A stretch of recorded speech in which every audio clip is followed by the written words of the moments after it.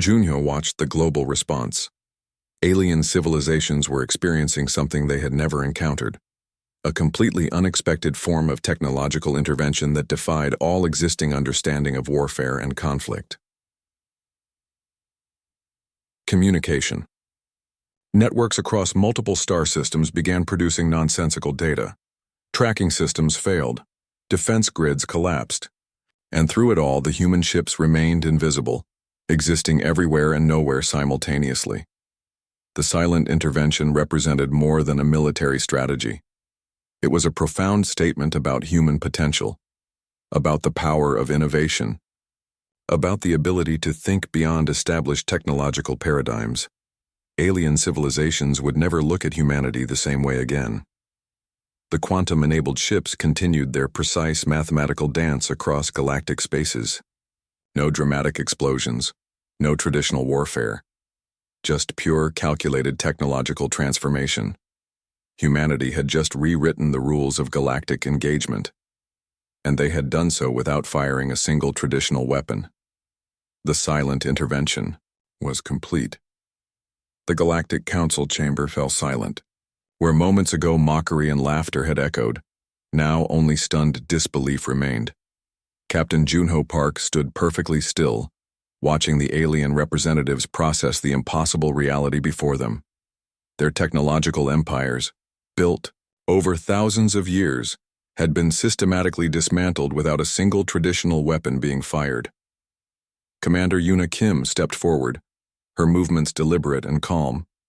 No dramatic speeches, no triumphant declarations, just a simple presence that spoke volumes about human strategic capability.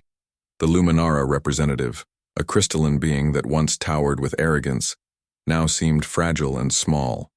Its translucent body flickered with uncertainty, communication systems still recovering from the quantum intervention. Dr. Seok Wan Lee's mathematical strategies had done what no military campaign could accomplish. They had demonstrated that technological superiority wasn't about physical power, but about understanding complex, systemic interactions. Alien civilizations discovered a brutal truth. Humanity was not a primitive species to be ignored. They were an innovative force capable of reimagining technological possibilities. The quantum intervention had revealed something profound. Human potential wasn't measured by current technological capabilities, but by their ability to think beyond established paradigms. Where alien civilizations saw fixed systems, humans saw flexible mathematical problems waiting to be solved. Junho understood the psychological impact of their demonstration. It wasn't about destruction. It was about communication, about showing that true technological advancement wasn't about raw power, but about intelligent design and adaptive thinking. The Galactic Council representatives began emergency consultations. Their communication networks, once considered unbreakable, now seemed like fragile glass structures. Entire defensive architectures had been systematically neutralized without a single physical confrontation. Yuna's quiet voice broke the tension. "We are not your enemies," she said simply. "We are here to demonstrate a different approach to technological interaction." Alien technological experts struggled to understand the quantum intervention. How could a species they had consistently underestimated achieve such a comprehensive systemic transformation? Their most sophisticated tracking systems had been rendered completely useless. The human ships remained in their quantum state, existing simultaneously across multiple potential locations. No traditional weapons, no dramatic displays of force, just pure mathematical precision that redefined understanding of spatial and technological interactions. Dr. Lee's algorithms had essentially created a new form of technological communication, not through traditional signals, but through complex, mathematical recalibration of existing systems. Junho watched the Galactic Council's response. Confusion, fear, and underneath it all, a growing sense of respect. Humanity had just demonstrated that true technological power wasn't about current capabilities, but about innovative potential. The quantum intervention had changed everything. Alien civilizations would need to completely reconsider their understanding of technological development. Humanity was no longer a species to be ignored or marginalized. Commander Kim's presentation was simple and direct. They weren't seeking conquest. They were offering a new paradigm of technological interaction, a collaborative approach that recognized innovation over established hierarchies. The Quantum Nexus representative, once the most technologically advanced civilization, now looked almost humble. Their biomechanical networks, considered the pinnacle of galactic technology, had been systematically neutralized without any traditional attack. Junho understood this was more than a technological demonstration. It was a profound statement about human potential, about the power of innovative thinking, about the ability to see beyond existing limitations. The Galactic Council would need time to process this new reality. Humanity had just demonstrated that technological superiority wasn't about current capabilities, but about adaptive potential. No dramatic speeches were needed. The quantum intervention had spoken for itself. Humanity had arrived on the galactic stage, and nothing would ever be the same again. Mutational power to analyze and predict entire galactic conflict scenarios in milliseconds. The research team had sacrificed everything: personal lives, family connections, years of dedicated work, all for this moment, all for proving humanity's potential on the galactic stage. Dr. Lee approached Junho with final confirmation. "We're ready," he said simply. Outside the facility, the mountain landscape remained unchanged. Birds flew, trees swayed. Nothing suggested the technological revolution being prepared inside those concrete walls. Junho looked at the holographic displays. Thousands of potential scenarios, millions of computational pathways, each representing a potential future for our human interaction with the galaxy. The quantum preparation was complete. The stage was set, and humanity was about to show the Galactic Council that appearances could be magnificently deceiving. Their strategy wasn't about destruction. It was about communication, about demonstrating that technological superiority wasn't about raw power, but about understanding, adaptation, and intelligent design. The human ships waited, patient, silent, ready to transform everything the galaxy thought it knew about technological potential. The moment arrived with unexpected silence. No dramatic explosions, no thunderous engines, just a subtle shimmer that most sensor systems barely registered. Captain Junho's hand moved almost imperceptibly across the quantum control interface. Quantum entanglement drives hummed with mathematical precision, creating a complex network of spatial probabilities that defied traditional understanding of movement and location. Alien sensor technicians first noticed something strange when their tracking systems began producing impossible data. Red warning lights flickered across control panels. Screens filled with incomprehensible readings. Where human ships had been moments before, now existed nothing, and everything. The ships weren't simply disappearing. They were existing simultaneously, across multiple potential spatial locations. One moment a vessel might register near a Centauri research station, the next moment it could be detected near the outer rim of the Orion sector, and then instantly vanish from both locations. "Commander," Unikim watched the initial response from the Galactic Council's monitoring stations. Confusion spread faster than any technological signal. Alien administrators began frantically checking and rechecking their equipment, believing something must be wrong with their sophisticated tracking systems. Dr. Seok-Wan Lee's quantum algorithms worked perfectly. Each human ship became a complex mathematical problem that couldn't be solved using traditional computational methods. They were everywhere and nowhere, existing in a state of quantum uncertainty that broke every known rule of spatial navigation. Quantum displacement wasn't just a technological trick, it was a complete reimagining of how objects could exist within spacetime. The human ships moved not by traditional acceleration, but by essentially rewriting the mathematical possibilities of their own existence. Alien communication networks began to experience unexplainable disruptions. Signals would start, and then suddenly terminate. Tracking systems would lock onto a potential ship location, only to have the data dissolve into meaningless strings of information. Junho understood the psychological warfare component of their strategy. It wasn't just about technological superiority. It was about creating a sense of complete uncertainty. The aliens would soon realize they were facing something completely beyond their comprehension. The first hint of panic began spreading through the Galactic Council's communication channels. Reports came flooding in from multiple sectors, human ships appearing and disappearing with no logical pattern. Some reported seeing ships in multiple locations simultaneously, while others claimed the vessels had completely vanished. Quantum displacement meant the human ships could potentially exist everywhere and nowhere at the same time. Traditional defensive strategies became useless. How do you defend against an enemy that might, or might not, be exactly where you think they are? Yuna's calm voice broke the tension. Phase 1 complete, she said simply, her words carrying through the quantum communication network that only her team could access.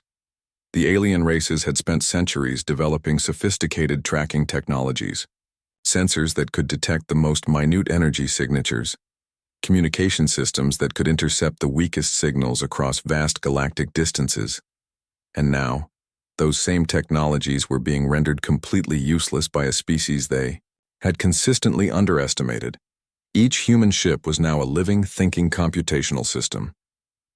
They didn't just move through space, they rewrote the very mathematical rules that defined spatial existence.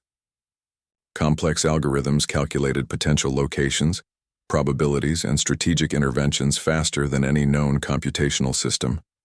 The Galactic Council's monitoring stations looked like chaos. Technicians ran between panels, shouting in various alien languages. Warning sirens blared. Holographic displays flickered with incomplete, contradictory information. Junho allowed himself the smallest smile. The first phase of their plan was working perfectly. The aliens were about to learn that humanity's greatest strength wasn't raw technological power, but the ability to think beyond established technological paradigms. The quantum displacement had begun, and nothing would ever be the same again. Silence preceded the most devastating technological attack in galactic history. Critical alien infrastructures began collapsing without warning. No explosions, no dramatic battle sequences, just systematic, precise digital dismantling of entire technological networks. Commander Yuna Kim watched the first wave of interventions unfold with clinical precision. Quantum-enabled human ships weren't just weapons, they were living computational systems capable of surgical technological destruction. The Luminara communication network was the first to fall. Trillion-channel communication systems suddenly went dark. Massive data streams transformed into meaningless binary noise. Entire planetary communication grids collapsed within milliseconds. Orbital defense systems of 3 different alien civilizations experienced complete systemic failure. Shield generators that had protected worlds for thousands of years suddenly stopped functioning. Not through traditional hacking, but through mathematical reprogramming that rewrote their fundamental operational codes. Junho's team had spent decades studying alien technological architectures, not to destroy but to understand. Their intervention wasn't about violence, it was about demonstrating the profound limitations of existing technological paradigms. Planetary control centers watched in horror as their most sophisticated defense mechanisms simply stopped working. Computer systems that had been considered unhackable began producing nonsensical outputs. Critical infrastructure networks transformed into digital chaos. The quantum-enabled human ships moved like digital ghosts, one moment detecting a potential technological vulnerability, the next moment systematically neutralizing it without leaving any traditional trace of intervention. Dr. Seok-Wan Lee monitored the global intervention from their secret Earth facility. Each action was a carefully calculated mathematical sequence. No random movements, no unnecessary destructions. Just pure, precise technological demonstration. Alien civilizations had always considered humans technologically primitive. They would soon learn the difference between primitive and innovative. The quantum nexus, considered the most technologically advanced civilization, was the next target. Their biomechanical defense networks represented the pinnacle of Galactic's technological achievement. They would be neutralized without a single physical weapon being fired. Within minutes, their entire defensive grid collapsed, not through destruction, but through complete systemic reconfiguration. The human ships didn't attack. They essentially rewrote the fundamental operational mathematics of entire technological systems. Yuna's voice remained calm. Phase 2 complete, she transmitted through their quantum communication network. No traditional weapons were used. No physical confrontations occurred. The intervention happened in the purest digital realm, a battlefield where mathematical precision was the only weapon that mattered. Planetary shield generators across multiple star systems experienced simultaneous failures, not through traditional hacking, but through quantum algorithmic interventions that essentially rewrote their fundamental operational codes. The human strategy wasn't about conquest. It was about demonstrating technological potential, about showing that true innovation wasn't about raw power, but about understanding complex systemic interactions. In the vast echoing chamber of the Galactic Council, tension hung thick like a heavy fog.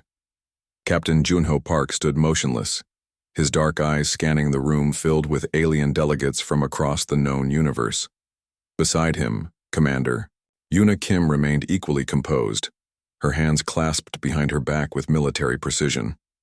The human delegation represented Earth, a planet most considered primitive, technologically backward, and laughably insignificant in the grand tapestry of interstellar politics. Around them, representatives from advanced civilizations glimmered with sophisticated technological augmentations. Crystalline beings from the Luminara system shifted and flickered, their bodies reflecting light in impossible patterns. Biomechanical entities from the quantum nexus floated just above the ground, their mechanical parts humming with complex algorithms. Junho knew they were watching, judging, mocking. The Galactic Council's primary speaker, a towering creature with multiple translucent appendages, began the routine dismissal. Its voice, translated through universal communication devices, sounded like distant wind chimes mixed with electronic static. "Humans," it began, "your technological submission shows your continued insignificance in galactic affairs." Scattered laughter erupted from various alien delegates. Some transformed their bodies into liquid-like states, rippling with what seemed like pure mockery. Others projected holographic representations of human ships, deliberately distorting them to appear weak and antiquated. Yuna's right hand twitched almost imperceptibly, a signal that only Junho would recognize. Their entire strategy depended on this moment of collective underestimation. The human ships appeared unremarkable, blocky metal structures that seemed cobbled together from outdated technological components, where alien vessels curved with organic elegance and pulsed with advanced energy signatures. Human ships looked like relics from a forgotten industrial age, but appearances, as the aliens were about to discover, could be monumentally deceiving. Junho remembered the years of secret development, countless nights in underground research facilities, brilliant human scientists working in absolute secrecy, developing technologies that defied conventional understanding.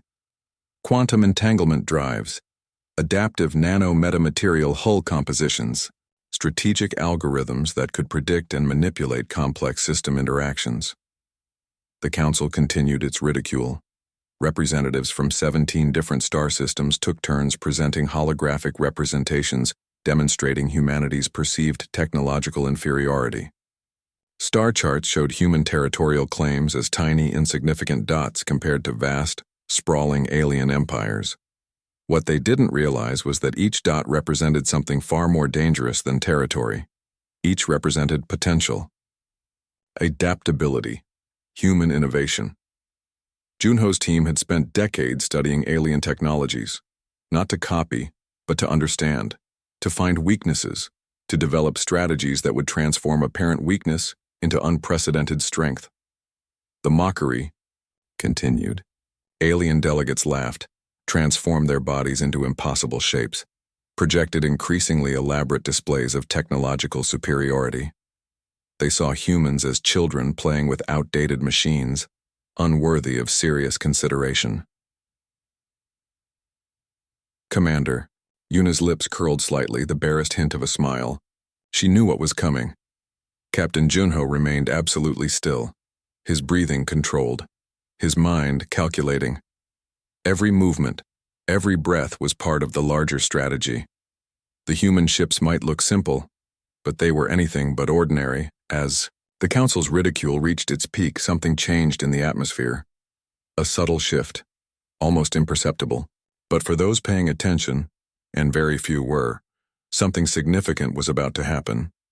The human delegation would soon teach the Galactic Council a lesson they would never forget. The stage was set. The players were in position, and humanity was about to rewrite the rules of galactic engagement.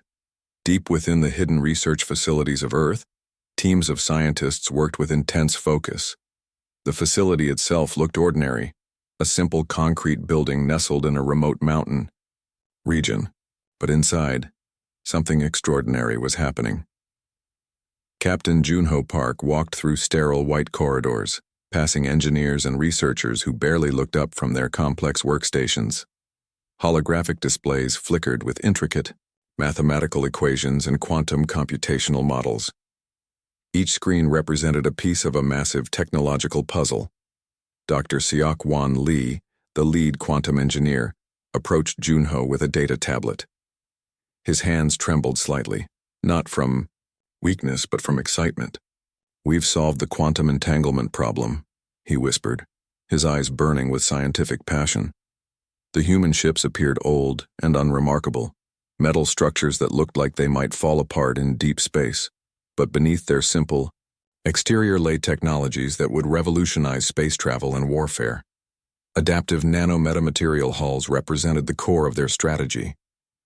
These weren't just protective layers. They were living, thinking systems that could reconfigure themselves instantaneously. Each molecule could communicate, adapt, and respond faster than any known alien technology. Quantum entanglement drives were another breakthrough. Traditional space travel involved massive energy expenditures and limited speed. These new drives could essentially fold space, allowing instantaneous movement across vast galactic distances. No acceleration, no time dilation, just pure mathematical precision. Commander Yuna Kim reviewed the final simulations. Thousands of potential scenarios played out in complex algorithm streams. Each simulation showed how their modest fleet could potentially neutralize entire alien defense networks. The team had studied alien technologies for decades, not to copy but to understand, to find weaknesses, to develop strategies that transformed apparent technological weakness into unprecedented strength. "We're not building weapons," Dr. Lee often told his team. "We're building a mathematical solution to galactic conflict." Each human ship contained computational power that exceeded entire alien planetary networks. Quantum processors worked at speeds that made traditional computing look like ancient abacus calculations. They could predict, analyze, and respond to complex scenarios in microseconds. Junho understood the psychological component of their strategy. The Galactic Council saw humans as technological children. This perception would be their ultimate weakness. By appearing simple and primitive, humans would achieve total strategic surprise. The quantum drives worked differently from anything in known space. Instead of moving through space, they essentially relocated entire ships through complex probability matrices. A ship could exist simultaneously in multiple locations, making traditional tracking impossible. Yuna reviewed the final checklist. Communication protocols, quantum synchronization, strategic deployment algorithms. Everything was meticulously planned. Their ships looked like old cargo vessels, blocky, slow, unremarkable. But each vessel carried enough comp